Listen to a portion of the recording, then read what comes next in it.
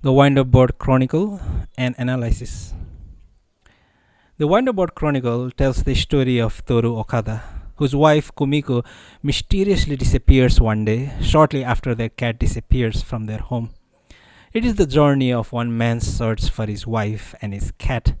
In the process, he meets many colorful characters like the joyful Mei Kasahara, the psychic sisters Malta Kano and Kreta Kano, the war veterans Lieutenant Honda and Lieutenant Mamiya, the enigmatic mother-son duo Nutmeg and Cinnamon, the wife's evil brother Noboru Wataya, and of course the titular character, the wind-up bird, who is never seen but is only heard beyond time and space.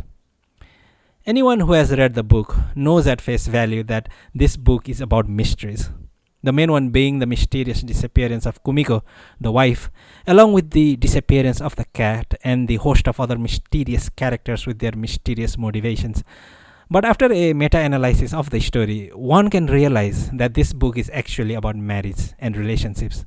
In any relationship, one person can never really completely understand the other because some things can never be shared or accessed and will forever remain a mystery lodged deeply within their vault. Such is the case as symbolized by Toru's inability to understand his wife's actions. On a deeper level, this story is about self-exploration, which is represented by the well. Toru Okada spends significant amount of time climbing inside a dry well as a metaphor for going inside oneself in an attempt to find answers. The well is aptly dry because he has not done this for quite a while. Therefore, his soul is thirsty for answers as the well lacks water. Parallelly, the Japanese psyche also goes inside itself to acknowledge its involvement during the Second World War. As represented by Lieutenant Mamiya's story, the Japanese psyche climbs down the well to reflect upon its horrendous past, its atrocities committed in the name of the emperor. Now, what does the Jinxed House mean? The Jinxed House is where many families lived, including the Miyawaki family, but something always goes wrong there, and people often end up dying or disappearing, and this despite it being situated at a prime real estate location. The house also houses the well that Toru Okada frequented many times in the novel. Therefore, the house is a metaphor for the person who is psychologically disturbed. No matter what one does on the surface, things will never be okay.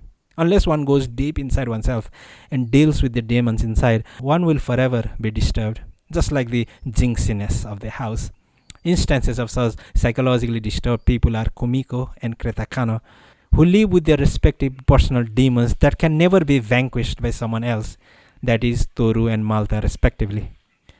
That's something that Nutmeg could feel within people and apparently heal, albeit temporarily, is the subconscious trying to talk to the conscious mind about something that is wrong, but it is unclear.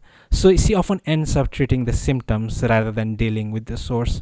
Whereas Nutmeg, her son, cannot speak at all. Ironically, his mother understands him perfectly without even uttering a word, but only through gestures. This signifies a perfect communication between the subconscious and the conscious mind, and goes on to say that the subconscious often speaks to us in symbolic, non-linear ways, things that cannot be articulated in words but desperately need to be expressed.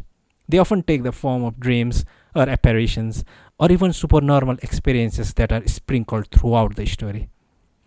The free-spirited Meika Sahara, on the other hand, represents the cultural naivety and the innocence of a post-war Japan.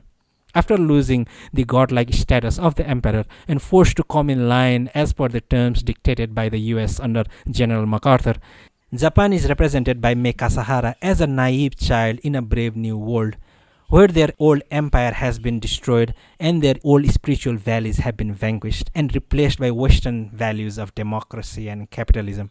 Consequently, she finds herself lost and directionless, and after jumping from one thing to other, finds peace working in a wig factory in a remote hill where work becomes her new religion, thereby representing the psychological shift of a post-war Japanese population.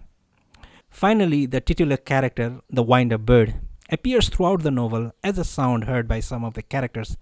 It is never seen and does not have a physical presence, but nevertheless, its presence is as real in the lives of the characters as the sun and the moon, as if it were witnessing the events that were happening without interference or judgment. The fact that no one can see the bird and only a select few can hear it cry, is the author breaking the fourth wall and winking at the reader. He is telling us, in a godlike way, that history repeats itself in periodic fashion, and is indicated by the periodic cries of the bird. Perhaps the bird has cried way before the story even started, and it will go on crying after all of us disappear. It is the one constant, the one supreme witness to the drama of life. We are all part of the Wind Up Birds Chronicles.